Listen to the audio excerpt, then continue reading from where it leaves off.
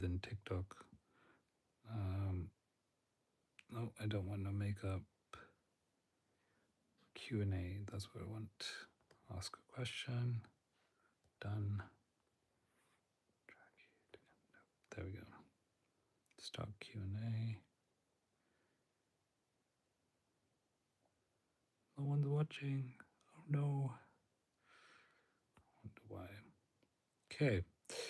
So, what did I want to talk about? There's a couple of things actually.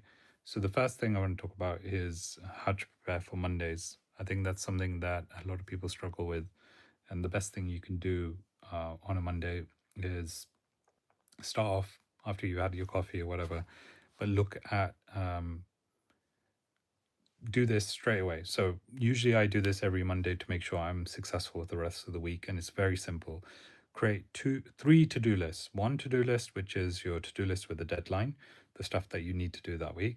Then the to-do list that doesn't have a deadline, so all the stuff you keep postponing, moving on to the next week, next week, next week. And the third and most important is to not do list.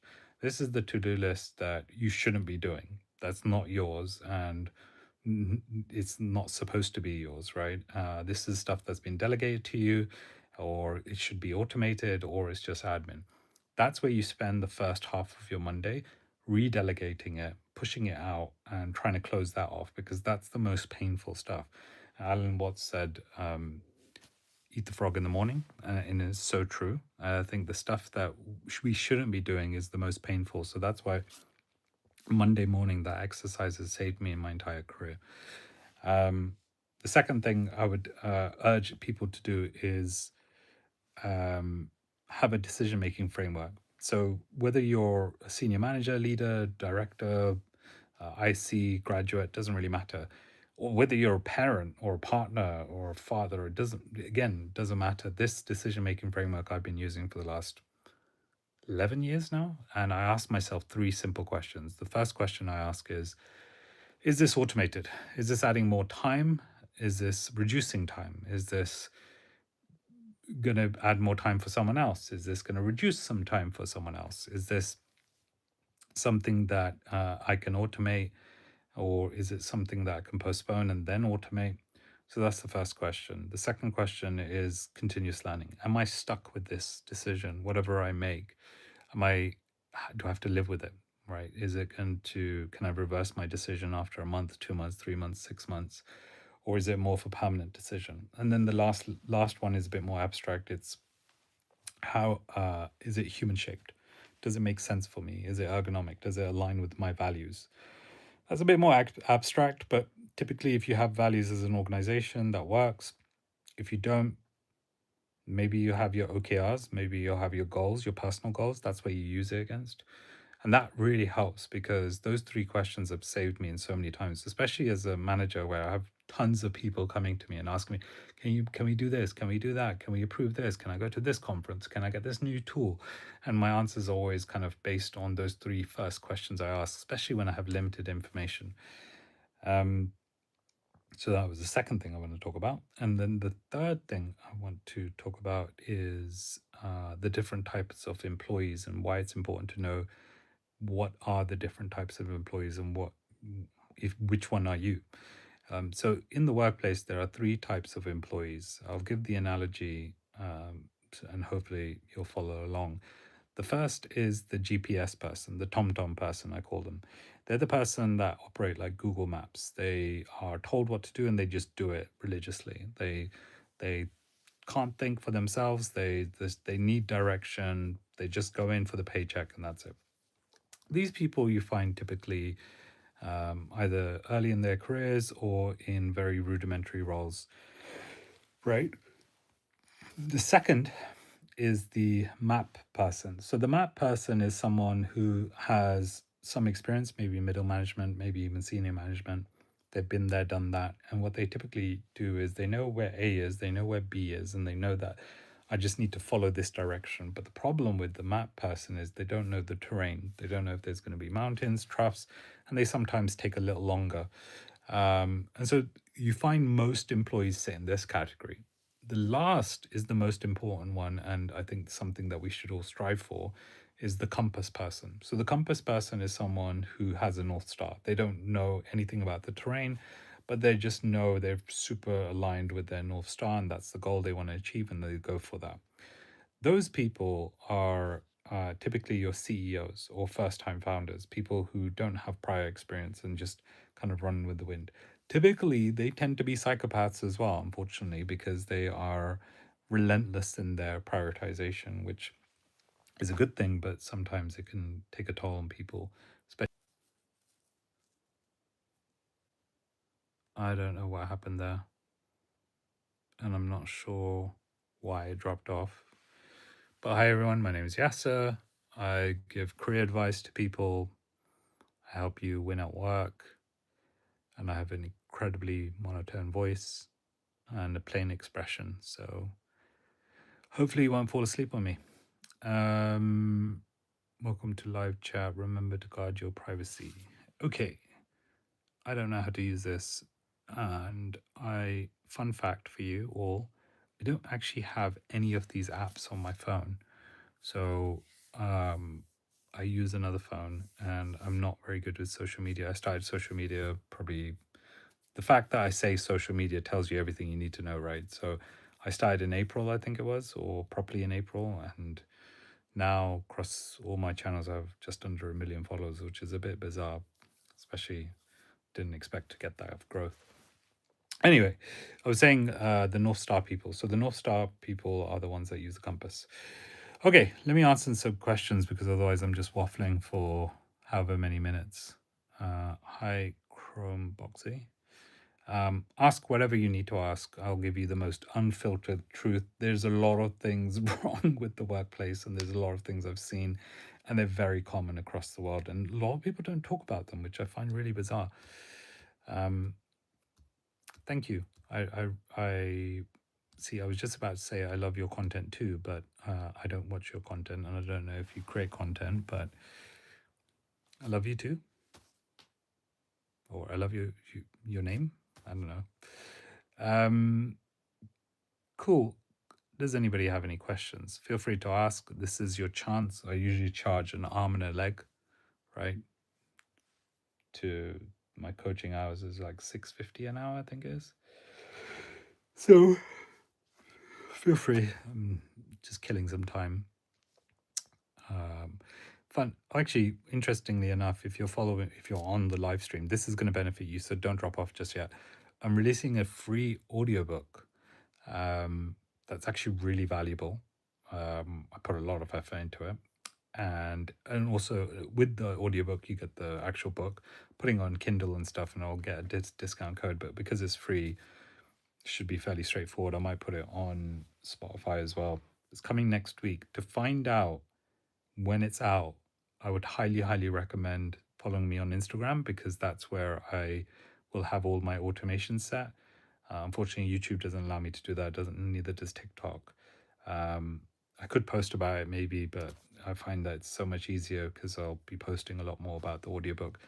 Honestly, it's probably one of the better ones, that best pieces of work I've written because it's really practical, it's in depth, it's I've got it's in my voice, so I'm actually speaking it, and yeah, it's just really helpful. It's called Offer Value Deal: the hidden rules to success. Okay, someone asked me a question. Hey, Yasa, you got great content on career advice and how to navigate workplace challenges. A lot of people don't talk about it, and you nailed it well on your content. Thank you. Does your advice work cross culture, i.e., Europe, Germany, France, space? Yes. Well, there's a book called Culture Map, I think it's called, by Aaron Myers, I think, Aaron Rees. I can't remember. I read it a long time ago. See, cultures in different workplaces isn't really about cultures. It's about communication. It's about how people receive information, right? So if you think about it, like bear in mind, I worked for a German company. I worked in Berlin for the last 4.5 years. I was kind of traveling between Berlin, UK, and Europe, all around, and US, but the headquarters were in Germany. And I actually didn't mind it. I love the Germans. I think they're a great bunch of people. depending on where you're working and what kind of organization, what kind of industry, that makes a big difference. But for the most part, if you're calm, if you're stoic about your approach to work, and if you're fundamentally using frameworks to make your decisions, you'll fly wherever company you go to. There was this great story. I think it was Satya Nadella who was at Microsoft, and he was asked, "Do you want to become the CEO of Microsoft?" And I think his response was something like, "Well, do you want me to become the CEO of Microsoft?" And they kind of were stunned because his first reaction wasn't, "Yeah, absolutely." It was kind of like, "Well, does it make sense first?" And I find that really interesting because I think a lot of the times we're at workplaces, especially with loud voices and difficult environments. It's like a competing match for being heard, but we're not listening to people. So it's like it's kind of a paradox in itself. Um, and I find that if you actually give the time to listen to someone, or actually just give the time to be very accountable with that person, just say, okay, I'm going to let you finish your point, and then I'd like to add mine before we move on to the next. It's quite deep, it's quite heavy, it's quite scary for some people to say that, but it's not unethical, it's uncomfortable. And I find that really interesting because most people I speak to are just uncomfortable, and most managers or leaders are usually the problem makers. They're the ones that end up causing the problems for everybody because they take things too personally, or they cross the line. And that's where it's important that you know your defense mechanism. You know you should be stopping it there and then. If someone's rude to you in a meeting, for example, if someone's ever rude to me, I would just stop and say, okay, understand we're very passionate about this, but I think we need to take a pause here because now we're creeping into kind of being flippant with each other. And I find that really interesting because the word flippant, it basically means like don't be rude. You're being rude, kind of thing, or being a bit kind of patronizing, condescending. Someone's blatantly shouting or being rude, then you should really question where you're at. But yeah, would you be open to comparisons between corporate and startup workplace challenges? I feel it'll give a great sense of how first-time founders who leave their corporate jobs should pay attention. So yes, see, startups almost. So the thing with startups is that founders have this kind of delusion that it's like 2015 or 2010 where you join the company and you'll become rich, right? Because we'll go to IPO. And because they believe in their mission so much, most early stage founders, especially first time founders who have been in the corporate environment, they either try to apply what they've seen in the corporate environment, or they try to kind of be different and say and try to get too close to their employees. I think if you want a successful startup, and I've scaled many startups, I was one of the startups with Brit Digital, we went from 0 to 1,000 employees in 12 months. In HelloFresh, we went from 9,000 employees to 25,000 employees in 9 months. So don't think it considered a startup, but it's a scale up. And every time the same problems keep occurring where managers would cross the line or blur the line between personal and professional work relationships because they would think that, you know, you owe them something. And I think when you're in any leadership role, the first question you should ask is the WWW. What's going well? What's not going well? What can I help with? So really simple. You start any one-to-one with that. It's golden one-to-one. You, as a manager, that's the best. And as an employee talking to your manager, it also works as well. Hey, what's not working? What's working? What can I help with? Because what you're doing is you're showing that you're in a collaborative space. You're able to help them. I just think it's the best approach. So, cultures wise, I don't think there's a it really depends on the location and the type of industry, because if you're working in a consultancy startup, that's totally different to a tech startup, to a medical startup, to something else. So I think typically we think of startups as tech firms, but That's not obviously the case. That's not true. Uh, I don't know if I'm answering the question. I'm really sorry. I'm just Sundays 10:48 p.m. So I'm just should really be going to bed soon, but everybody's asleep. So I thought I'd come on, and maybe I'm oversharing. Who knows? Okay. Any other questions? Hello from Göttingen, Germany. Where are you from? Your content is absolutely gorgeous. Can I ask you a question? I'd like to learn how to deal with toxic and narcissistic coworkers. Okay. So I am based in the UK, but I am traveling all around the world recently. I quit my job a month ago to do this full time and set up my own company called OVD Lab. We pretty much teach people how to do this exact thing. So I'm going to say something contrarian maybe to how to deal with toxic and narcissistic coworkers. And it's going to sound very airy fairy, but just really try to just think about this for the next 24 hours, please, because I think it's really important. You you you will only see a narcissistic and toxic employee if you accept what they're saying mentally. So if you say to yourself, I'm only gonna allow thought, I'm only gonna be upset if I choose to be upset. I know that sounds very airy fairy and doesn't make sense, but what I'm trying to say here is like the self-respect for yourself to say, I respect myself enough that I'm not going to get upset about this. I'm not going to get upset about other people's behaviors that I cannot control. And so that's the very stoic approach. And that's the first step in being able to control narcissistic or toxic people, because the first thing you need to realize is that you are not in control, right?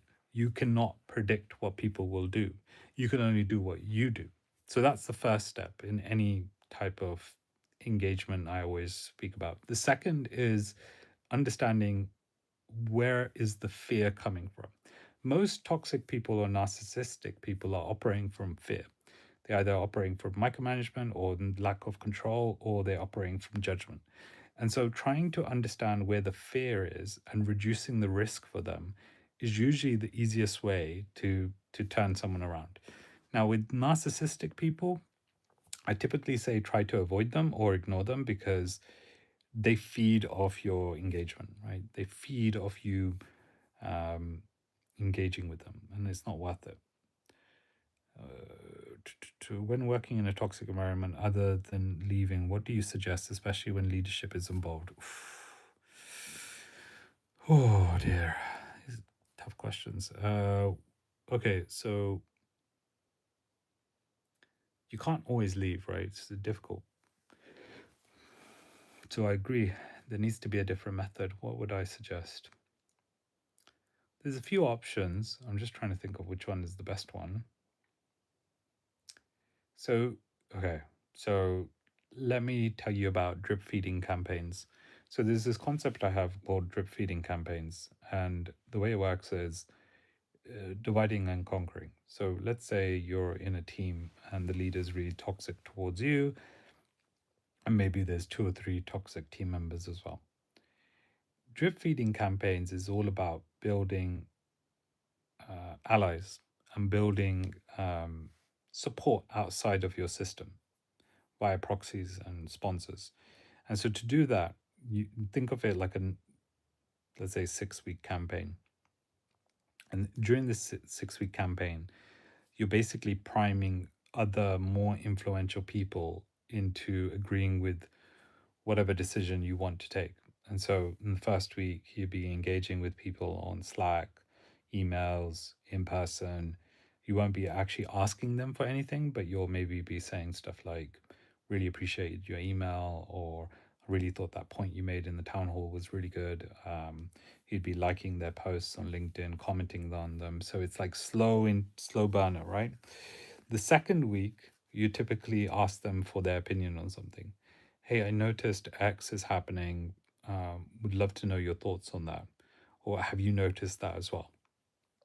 The third week is where you add value. So This is where you say, actually, I dug a bit deeper into that topic we were talking about last week, and actually I found XYZ. You show them that you add value and you think beyond. The fourth week is where you try to personalize it. So, you try to engage with them a bit more. And bear in mind, you're not doing this with one person, you're doing this with like multiple people. So it's like, putting all your eggs in one basket. By doing this, what's happening is you're building your credibility across people because one, you're someone who engages well, you're someone who follows through, you're someone who deep dives and passionate about the company. And then near the last week or the fifth week, sixth week, you typically ask the ask. And the ask could be anything from, I'm curious to get your take on something. Is it okay if we go for a coffee chat? I would love to your perspective. Go for the coffee chat and say, hey, I've been thinking about my career and I would really love your advice how to navigate in the workplace. Now, you want to aim for people who are peers or one plus your manager, because this way you're building relationships with other powerful people, so they become your advocates in rooms when you're not there. There's a study by Harvey Coleman. He researched some professionals that reach a certain level, and he found that once you get to a certain level, your technical proficiency doesn't really matter.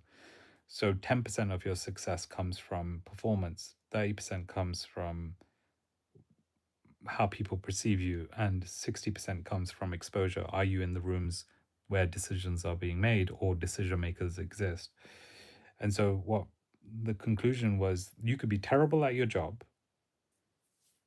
and you could still be extremely successful just because people think of you in a certain way and you're in the rooms. Now, if you're not in the rooms, but your perception is good, that's still a 30% chance. If your performance is good, that's still a 40% chance, but still there's 60% missing. So I think it's really important that, and I say this with a cringe, I would really hope it wasn't true, but it is true, and there's studies that prove it's true. It is pretty much why you look at someone, you think, how the hell did they get that job? That person's an idiot, right? I'm sure you've all thought that. Guaranteed. I'd be very surprised if you haven't seen someone think, how the hell? And it's usually because of that last piece, right? They're in the rooms, so they have the exposure to the right people.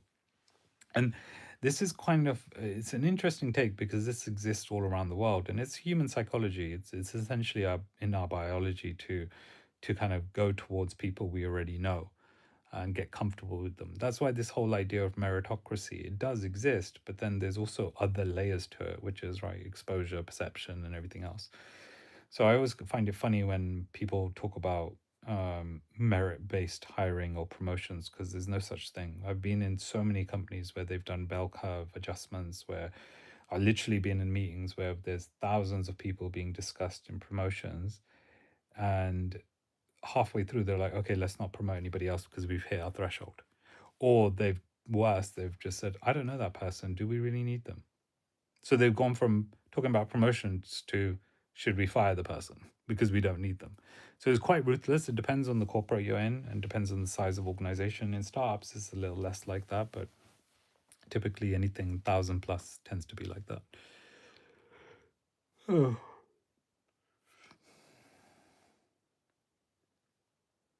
I'm currently managing a team of 10 software engineers. I take responsibility for all things that my team does.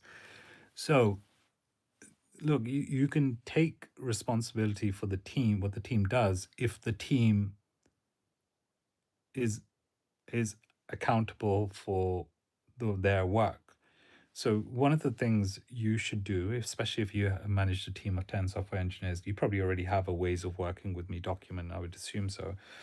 But typically you want a ways of working document, and you need a DAISY. A DAISY is a decision, accountability, consulted, and informed. So not a RACI. A RACI is the responsibility part. And the reason why you need that is because you need it to be crystal clear in your team who is the decision maker for what, right? And even if everybody knows, make it clear.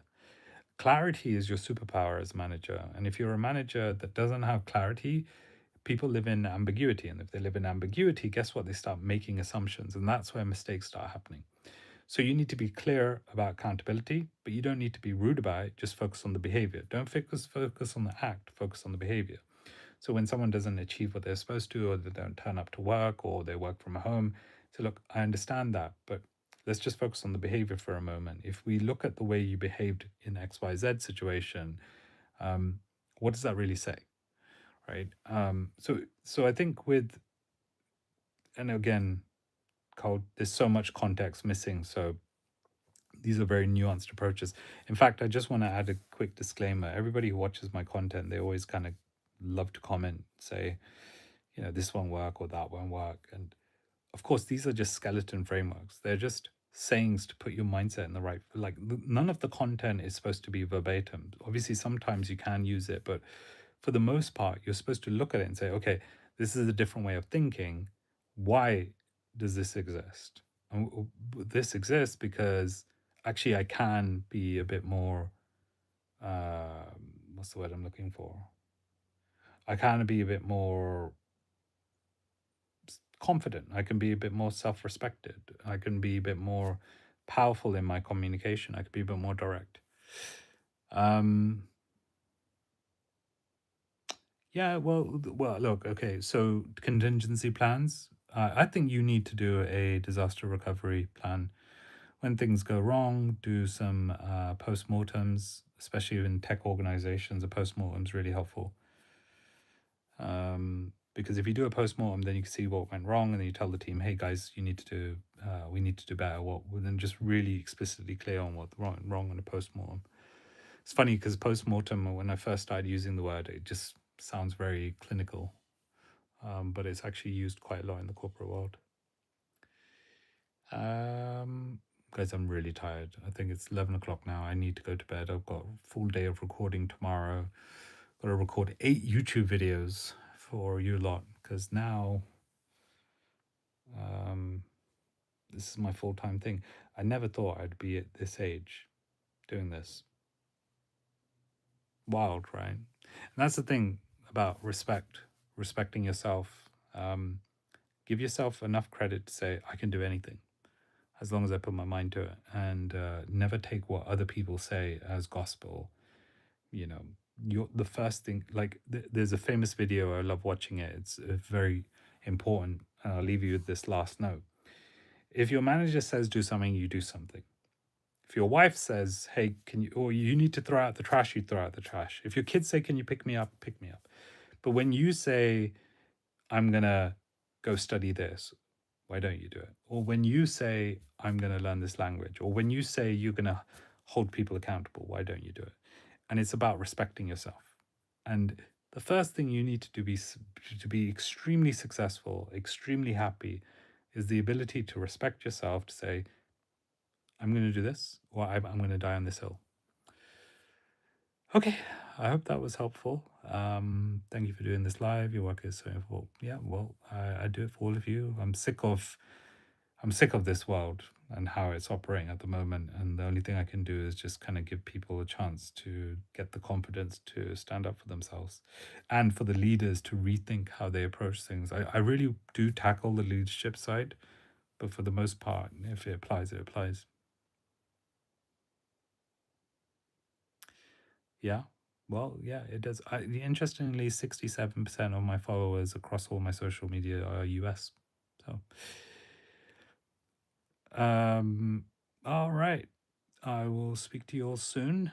Take care. Don't be strangers. I will reply. And if, by the way, if you've got any questions, just email me. I reply to emails. I know I'm a bit weird like that, but I now have a team as well. So we try to reply to all messages, help people as much as we can. Like that's the goal, right? So, all right.